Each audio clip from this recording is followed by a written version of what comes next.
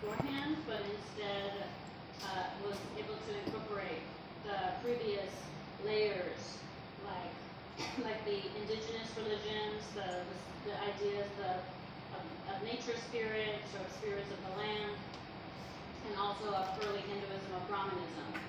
And in the book I discuss how those are kind of all layers that become incorporated into Theravada Buddhism. Right. And I also show a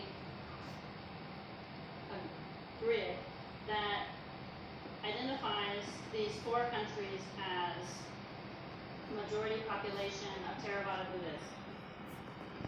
In Thailand, there's about 93% of the population that identifies as Buddhist. In Myanmar, from the statistics that I found, there's about 81%. In Cambodia, they are reporting 98%, and in Laos, 67%. And then they have different measures also based on how many monastics there are and how many temples there are in each of these countries, which is, is quite a lot and quite impressive. And the only one of these that is the official state religion is Buddhism is in Cambodia. And the other 3 they have no official state religion, but in most of them, Buddhism is the privileged majority, especially in Myanmar and Thailand. Okay, so the first chapter that I will highlight is the Buddhist temple, because when travelers especially, or students who don't know anything about different religion from their own, if they're coming from a Western background, they might have never been into another kind of religious space. So to enter into a temple is kind of maybe overwhelming for them. They can see so many things that they've never seen before. And also to explain that the temple, just even basic things that you have to think about, like the temple is made up of many buildings. There isn't one building that's the temple. When people go at first, they think, okay, so it must be one building is the main part of the temple, but there's many different parts of the temple, right? So I describe all of the different parts of the temple that people will see, like especially the more decorative or symbolic parts, like that reveal some of the stories of Buddhism and Buddha, like the nagas that accompany a lot of the staircases or a lot of the entrances into Buddhist halls.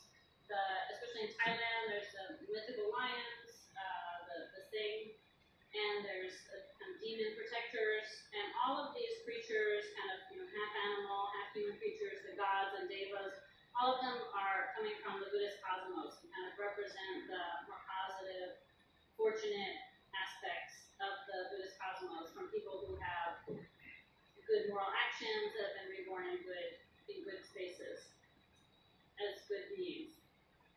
Okay, and I show pictures of this in my presentation, and I try to describe it in the book, but in the book, the publishers wouldn't allow me to add any pictures.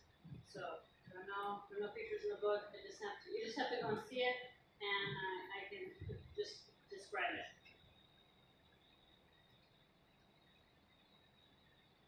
Okay, and another part of the temple that's very interesting for visitors that maybe Theravada Buddhists get, too familiar with and don't really notice anymore, but is in the 2 of the main structures of the temple, the vihara and the ordination hall. A lot of them have murals inside, and so I discuss the different possibilities that people might see on the mural walls, so that when they go inside, they can, actually look around and try to understand what they're seeing.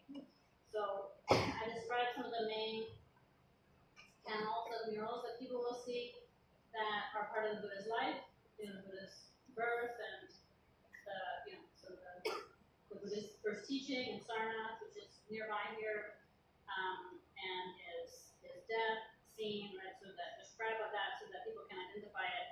And then also show, especially mainland Southeast Asia, the last 10 lives of the Buddha are really important, and they show those in a lot of the murals. And most especially is the last life of the Buddha, the Prince Desantara, when he gave away, finished the perfection of generosity. So a lot of the panels people will see, if they know that story, they'll be able to recognize it. And when I take students, they do get excited when, after we've been there for a few weeks, they can identify it and they can say, look, that's Prince Desantara when he was giving away the elephant.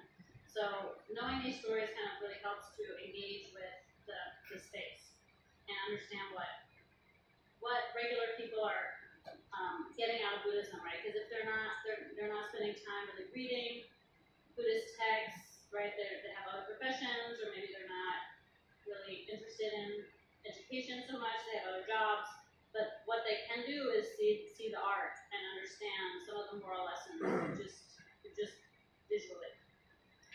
Some of the other kinds of murals that people might encounter, there's a couple places in Thailand that don't have murals based on any kind of text. They just have murals that are based on monk or an artist's imagination of the Buddhist teachings. So it might be something about desire or helping people to understand how to not be so enmeshed in the world and understand more of the deep teachings of Buddhism, just visually.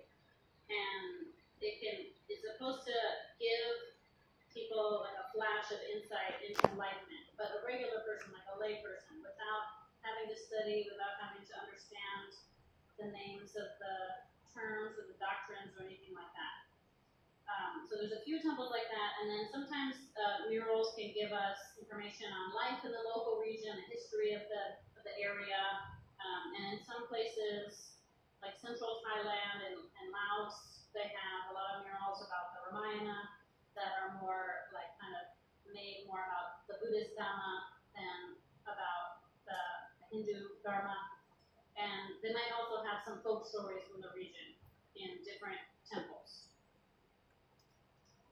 And then I will also highlight that I speak about in the book, in the first part, about Buddhist sacred objects.